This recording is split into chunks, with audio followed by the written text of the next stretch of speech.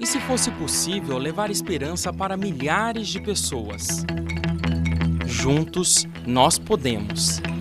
Invista neste canal. Invista em um mundo melhor.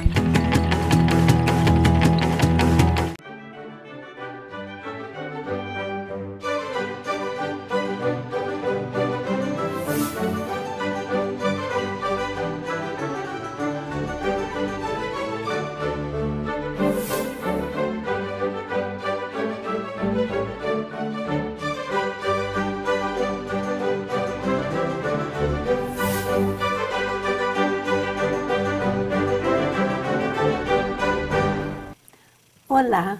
Começa agora mais um Filosofando, o seu programa de filosofia e de filosofia espírita que vai ao encontro das grandes ideias pensadas através dos tempos numa infinita jornada em busca da verdade e do bem. Olá, Márcia. Olá, os amigos do Filosofando. Sejamos todos bem-vindos. Dando sequência à série 160 anos de O Livro dos Espíritos, obra inaugural do Espiritismo e que tem a peculiaridade de ter sido ditada pelos espíritos superiores e organizada por Kardec, continuaremos salientando alguns temas dessa magnífica obra que é a pedra basilar da doutrina espírita. Se você deixou de assistir a algum de nossos programas, você pode fazê-lo ainda através da tvmundomaior.com.br/programação/filosofando ou pelo canal do youtube.com/tvmundomaior/filosofando. Saiba mais, aprofunde, aperfeiçoe seus estudos de filosofia e de filosofia espírita acessando o nosso portal de estudos, o filosofiaespírita.org. Como objeto de estudo da filosofia espírita é o próprio espírito, hoje continuaremos a discorrer sobre ele, enfocando agora a progressão espiritual, ou seja, a evolução do espírito. Por que e para que precisamos evoluir? É possível retroceder em nossa evolução espiritual? Vejamos o que diz o Livro dos Espíritos. Professora Sônia, sabemos que todos os espíritos são criados em igualdade de condições, ou seja, simples e ignorantes. No entanto, não encontramos um só espírito que seja igual a outro. O que faz com que eles se tornem tão diferentes do ponto de vista do grau de adiantamento? Todos os espíritos se tornarão perfeitos um dia? Pode um espírito degenerar e retroceder na sua evolução? Bem, essas são algumas questões que eu acho que todo mundo gostaria de fazer e que esperamos sejam esclarecidas. Márcia, o nosso objetivo principal não é a perfeição, nós somos perfectíveis, é a perfectibilidade, não é?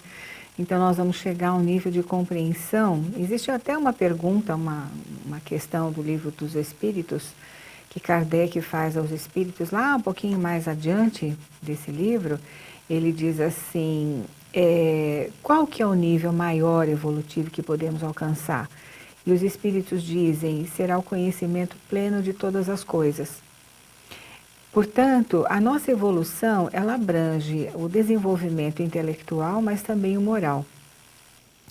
Não podemos dizer que somente o amor poderia nos dar uma ideia superior do que seja evoluir. É o amor juntamente com o conhecimento.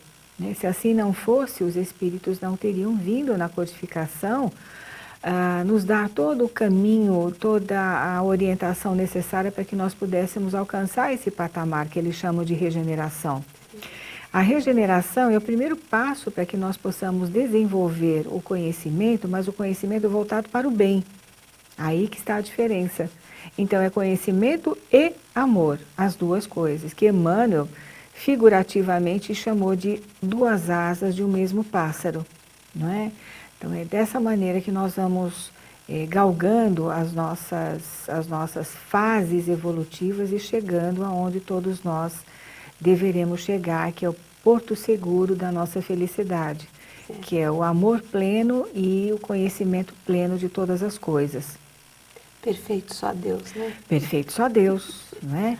Mas como nós somos filhos dele, então nós temos uma condição de contato com Deus muito maior do que o restante da criação que ainda está tateando no escuro da inconsciência, do conhecimento e da afetividade. Mas todos chegarão lá, né? Certo. Antes de falar um pouquinho mais sobre essa progressão dos espíritos, eu sempre falo um pouco de Allan Kardec. Allan Kardec, antes de mais nada, traz as qualidades do estudioso, do pesquisador criterioso, do portador de caráter ilibado, de personalidade firme, correta. Então nós vemos aí, Márcia, o quanto que esse espírito já havia alcançado um patamar evolutivo razoável, né? Com base nas pesquisas do professor Silvio Schibeni, espírita, filósofo, pesquisador da Unicamp, eu reproduzo alguns itens da sua análise, da análise dele sobre Kardec. Ele diz o seguinte: Allan Kardec era possuidor de uma vasta erudição, transitando inteiramente à vontade pelos mais variados campos do saber, das ciências, das artes, das filosofias, às religiões, o que lhe permitiu trazer ao seu domínio de estudo os mais relevantes problemas que interessam ao ser humano, dentro de uma visão abarcante e integrada da realidade.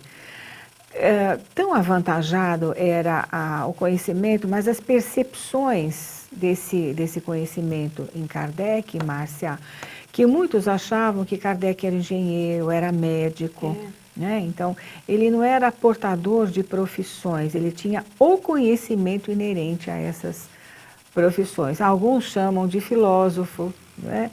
Então, ele era pedagogo em termos de profissão, mas a sua compreensão das coisas e da vida era muito grande, Muito ampla, né? né? Muito ampla. Por isso que a gente sabe que ele é um espírito em missão aqui na Terra. Provavelmente Lógico. já fazia parte da falange do Espírito da Verdade. Sim, né, ele fazia parte, sim. Ele foi especialmente enviado por Jesus de Nazaré para essa missão. Eu tenho até uma passagem aqui, foi bom você citar, Márcia, do livro Obras Póstumas, aonde nós temos aqui uma mensagem de um espírito que se comunica na Sociedade Parisense de Estudos Espíritas. Veja só o que ele diz sobre a relação de Jesus de Nazaré com Kardec. Coragem, irmão. A tua obra deve se completar, portanto, coragem. Conta conosco e conta, sobretudo, com a grande alma do Mestre de todos nós, que te protege de modo muito particular. Ou seja, confirmando, né? Confirmando. Acabou de falar. Então, a relação de Jesus de Nazaré com o professor Rivaio, Allan Kardec, era muito estreita, né? Bom, Allan Kardec soube ser impessoal, separando com rigor as suas opiniões pessoais e peculiaridades da sua vida privada do conhecimento doutrinário, que é independente e objetivo. Jamais pretendeu a posse exclusiva e completa da verdade. Nunca recusou um princípio pelo só fato de ter sido descoberto ou proposto por outrem. Nunca hesitou em abandonar uma ideia quando provada errônea por argumentos insofismáveis. Então, nós temos aqui uma análise que nós estamos passando aos nossos estudiosos do programa Filosofando, dessa pesquisa que Silvio Schibeni fez e está nos colocando da personalidade de Kardec. Voltando ao Livro dos Espíritos, na questão 114 e seguintes, a questão é: os espíritos são bons ou maus por natureza, ou são eles mesmos que procuram melhorar-se? Eu acho que essa questão vem muito ao encontro da própria cultura de Kardec.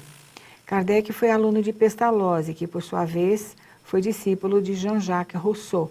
E o que dizia Rousseau? Que todos nascem bons, que todos os espíritos nascem bons, todo homem, toda mulher nasce bom ou boa.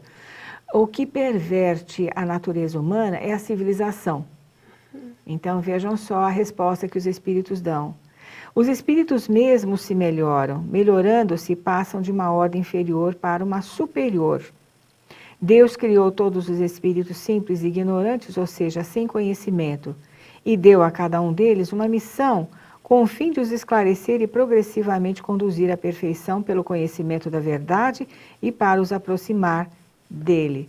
Então, na verdade, como queria John Locke, que nós nascemos como uma tábula rasa, e que nós vamos escrevendo num white paper, num papel branco, as nossas experiências, eles quase chegaram lá, né? Não chegaram a se aproximar do pensamento espírita, porque não traziam essa missão. A missão era de Kardec, mas eles chegaram perto. Rousseau não estava certo com relação a atribuir uma bondade extremada ao ser humano, porque o ser humano nasce na vida material dotado das suas imperfeições, dos reajustes necessários que ele tem que fazer na linha da própria existência na Terra.